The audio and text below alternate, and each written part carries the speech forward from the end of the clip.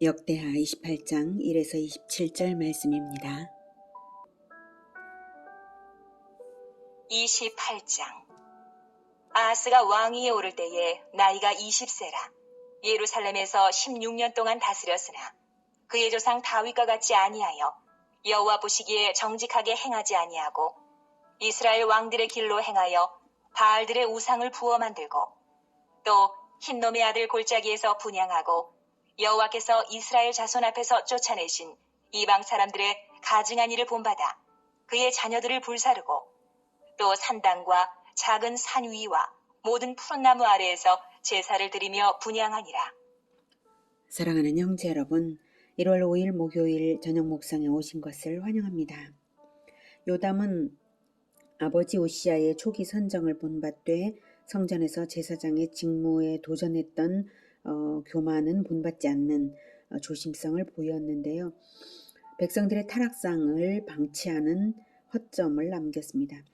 그런데 요담이 백성들만 아니라 자기 아들까지도 방치했는지 이어서 왕위를 물려받은 아하스는 우상 숭배와 극악한 통치로 남유다 왕들 중에서 가장 악명을 떨쳤습니다. 아하스의 우상 숭배는 심각성이 극에 달하여서 3절 보면 또 흰놈의 아들 골짜기에서 분향하고 여호와께서 이스라엘 자손 앞에서 쫓아내신 이방 사람들의 가증한 일을 본받아 그의 자녀들을 불사를 정도까지였습니다.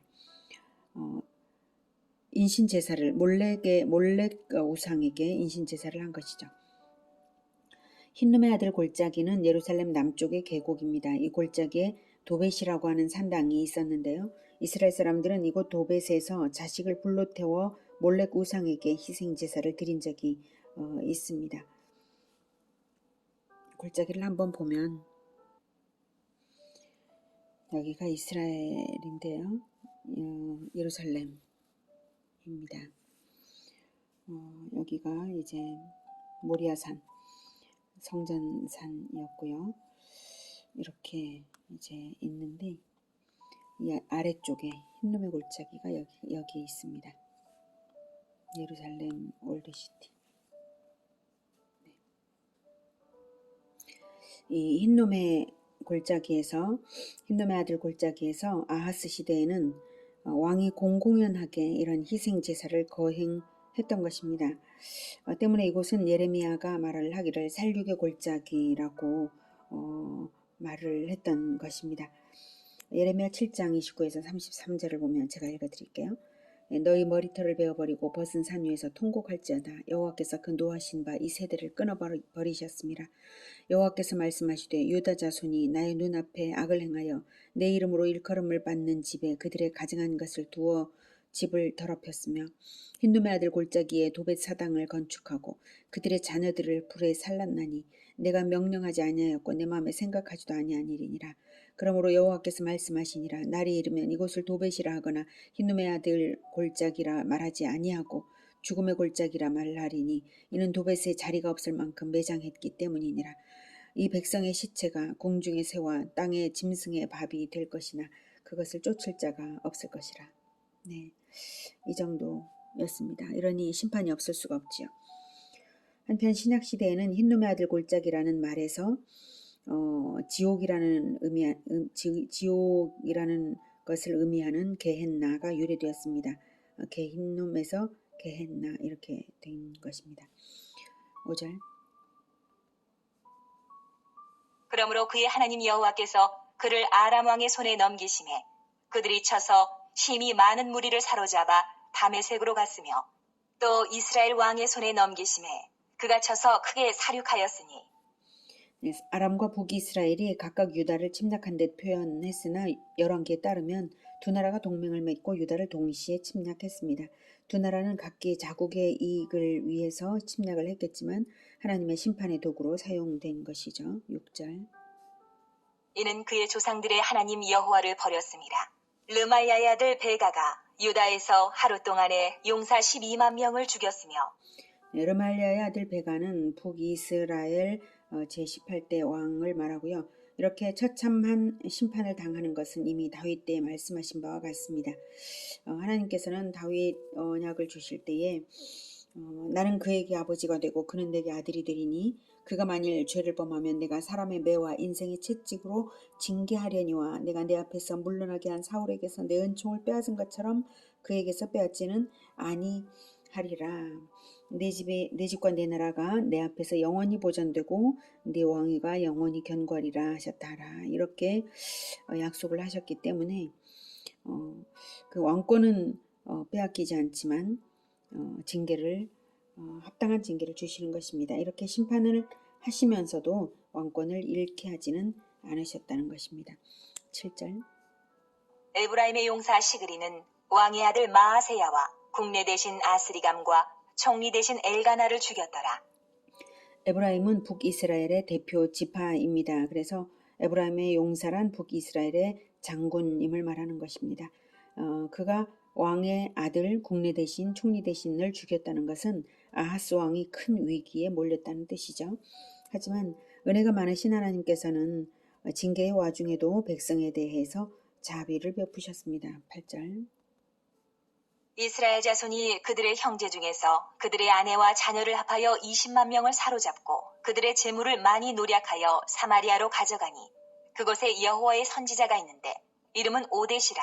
그가 사마리아로 돌아오는 군대를 영접하고 그들에게 이르되 너희 조상의 하나님 여호와께서 유다에게 진노하셨으므로 너희 손에 넘기셨거늘 너희의 노기가 충천하여 살육하고 이제 너희가 또 유다와 예루살렘 백성들을 납치하여 노예로 삼고자 생각하는도다.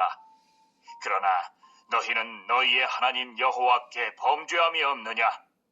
그런즉 너희는 내 말을 듣고 너희의 형제들 중에서 사로잡아온 포로를 놓아 돌아가게 하라. 여호와의 진노가 너희에게 임박하였느니라. 한지라. 승전은 북이스라엘 군대에게 북이스라엘 출신의 선지자 오뎃이 경고한 것인데요. 같은 동족을 노예로 삼지 말라는 율법에 근거한 경고입니다. 레위기 25장 46절에는 너희는 그들을 너희 후손에게 기업으로 주어 소유가 되게 할 것이라. 이방인의 경우에는 이방인 중에서는 너희가 영원한 종을 삼으려니와 너희 동족 이스라엘 자손은 너희가 피차 엄하게 부리지 말지니라. 이렇게 명령하고 계세요. 그래서 이스라엘은 하나님의 백성들끼리는 종을 삼지 않습니다. 오뎃의 예언은 북이스라엘의 승리가 유다 왕국에 대한 하나님의 징계임을 분명히 나타내고요. 또한 북이스라엘도 유다 못지않은 죄인이므로 회개심으로 남유다 형제들을 해방시켜야 하나님의 진노를 당하지 않는다라는 말입니다. 북이스라엘이 타락해 가는 중에도 이런 선지자가 있었다는 것은 참으로 하나님의 은혜가 아닐 수 없습니다. 유다 왕국이 비록 징계를 받고 있기는 하나 여전히 하나님의 사랑과 긍휼을 받는 언약 백성임을 보여줍니다. 오뎃의 경고는 북이스라엘의 몇몇 도목들의 마음을 움직였습니다. 12절. 에브라임 자손의 우두머리 몇 사람 곧 요하난의 아들 아사랴와 무실레못의 아들 베레갸와 살룸의 아들 여이스기야와 하들레의 아들 아마사가 일어나서 전장에서 돌아오는 자들을 막으며 그들에게 이르되 너희는 이 포로를 이리로 끌어들이지 못하리라. 너희가 행하는 일이 우리를 여호와께 허물이 있게 함이니 우리의 죄와 허물을 더하게 함이로다. 우리의 허물이 이미 커서 진노하심이 이스라엘에게 임박하였느니라. 하매 이에 무기를 가진 사람들이 포로와 노략한 물건을 방백들과 온 회중 앞에 던지라. 이 몇몇 두목들은 전쟁에 나간 사람들은 아니었을 것이고요. 승전의 기쁨에 취해 있는 상태에서 이렇게까지 마음을 얼른 돌이키기는 어렵기도 하고요. 또한 전장에서 돌아오는 자들을 막으며 이리로 끌어들이지 못하리라 이렇게 말한 표현으로 알 수 있죠. 아무튼 역대기는 북이스라엘에 대하여 거의 기록하지 않고 있음에도 불구하고 이들의 행동, 북이스라엘의 이 몇몇의 행동을 부각한 사실과 또한 북이스라엘군이 그들의 주장을 고분고분 받아들여서 포로와 노력한 물건을 방백들과 온 회중 앞에 둠으로써 두목들의 처분에 맡기기로 했다는 이 사실은 소위 정통 언약 백성 남유다를 부끄럽게 하기에 충분한 사건이었습니다.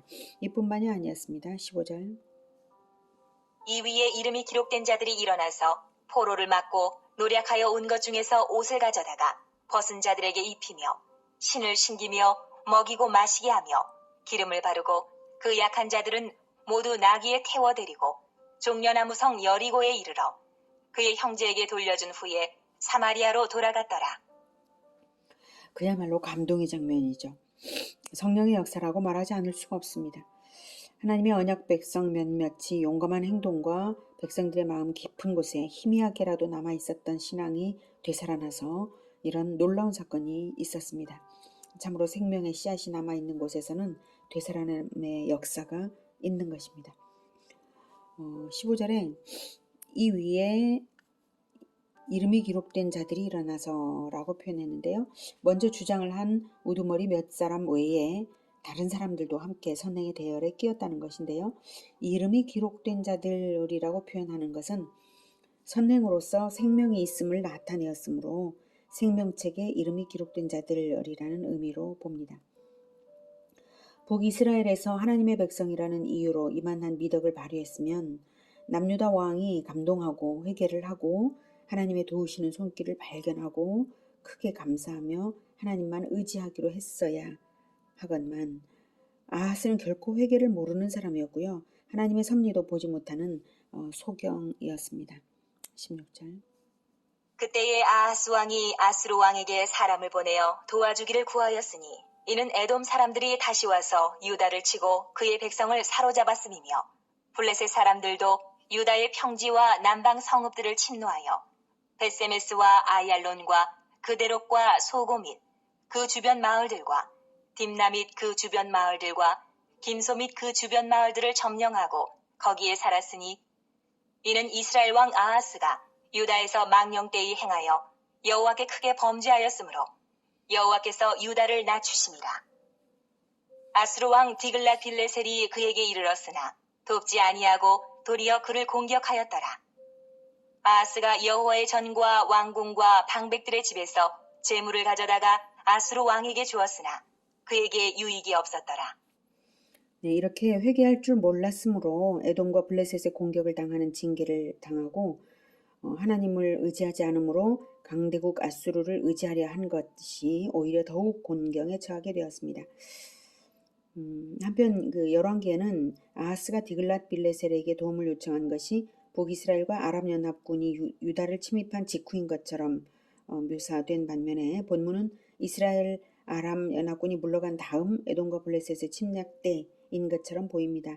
하지만 이 사건의 개요는 이렇습니다. 아하스는 북이스라엘과 아람 연합군이 침입을 하자 아수르의 구원을 요청했는데요. 아수르의 구원병이 도착하기까지는 몇 개월이 걸렸고요. 그 사이 연합군을 이제 북이스라엘과 아람의 연합군은 귀환을 하고 그리고 에돔과 블레셋이 유다가 약해진 틈을 타서 독립하고 유다의 성읍들을 빼앗은 것이죠. 그리고 마침 그때야 디글랏 빌레셀이 구원병을 이끌고 왔지만 돕기는커녕 유다를 공격한 것이죠. 예. 디글랏 빌레셀은 아하스의 구원 요청을 자신의 영토 확장의 호기로 삼아서 아람을 쳐서 정복하고 북이스라엘을 쳐서 북부 영토를 빼앗았습니다. 아하스는 아수르의 야욕만 채워주고 곤경을 당한 셈이죠. 아수르에 대한 아하스의 구원 요청은 하나님께서 이사야를 보내셔서 하나님 아수르를 의지하지 말고 하나님만 의뢰하라. 그러면 유다를 구원하리라고 그렇게 약속하시면서 믿어지지 않는다면 믿기 위해서 징조를 보여줄 수 있다. 무엇이든 징조를 요구하면 보여주겠다. 이렇게까지 말을 했는데도 불구하고 아수르를 의지하기 위해서 나는 하나님을 시험하지 않겠노라. 이렇게 아하스가 대답을 했었던 적이 있죠. 그렇게 해서 완전히 하나님을 무시하고 그 약속도 무시하고 이렇게 굳이 끝까지 아수르를 요청하는 아수르에게 구원 요청을 행해졌다는 점에서 완전히 하나님을 밀쳐낸 악행이었습니다. 그 때문에 아수르의 압제와 수탈에 시달리게 된 것이고요. 그 이사야의 이야기는 이사야 7장 4에서 12절에 나와 있습니다.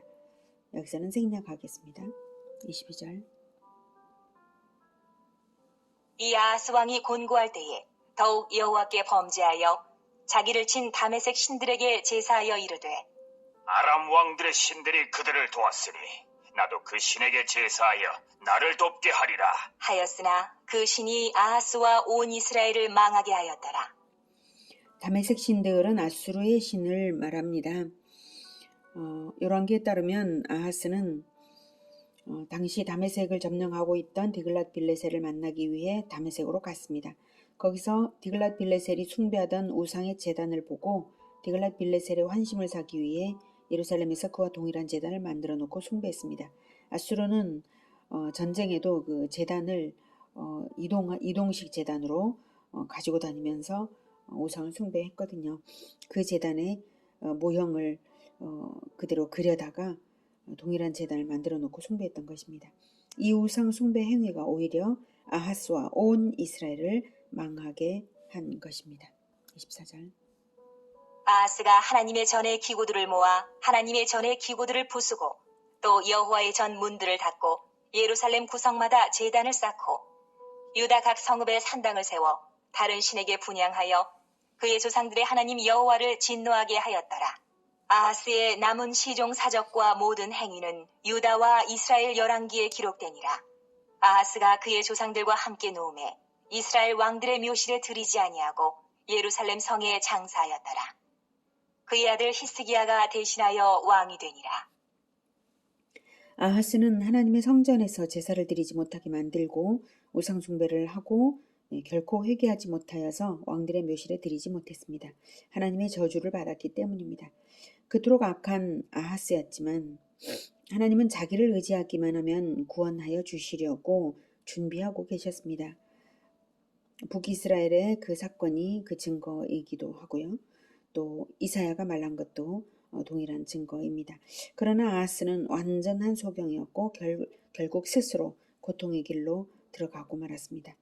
오늘은 아하스의 어리석고 악한 통치를 통해서 우상 숭배를 통해서 오직 하나님을 의지하는 것만이 살 길임을 확인했습니다. 하나님은 가장 크신 분이시고 우리가 의지할 때 우리의 피난처요 산성이 되어주시는 분이십니다. 오직 하나님을 의지하여 어떤 어려움도 넘어서고 승리하는 우리 모두가 되기를 기원합니다. 기도하겠습니다. 우리의 산성이신 하나님, 우리는 너무나 연약하지만 하나님은 최강이시므로 연약한 우리의 연약함이 아무 문제가 되지 않음을 믿습니다. 하나님, 우리가 어려움에 처해질 때 우리의 영안을 열어주셔서 우리를 붙들고 계신 강하신 하나님을 늘 볼 수 있게 하여 주시옵소서. 그래서 오직 하나님을 의지하고 결코 아무 두려움도 근심도 가지지 않고 오직 하나님만을 섬기며 끝까지 승리하는 우리 모두가 되게 도와주시옵소서. 세상 의지하지 않고 오직 하나님 의지하겠습니다. 주님 도와주시옵소서. 예수님의 이름으로 기도드립니다. 아멘. 이어지는 시간은 개인 기도 시간입니다.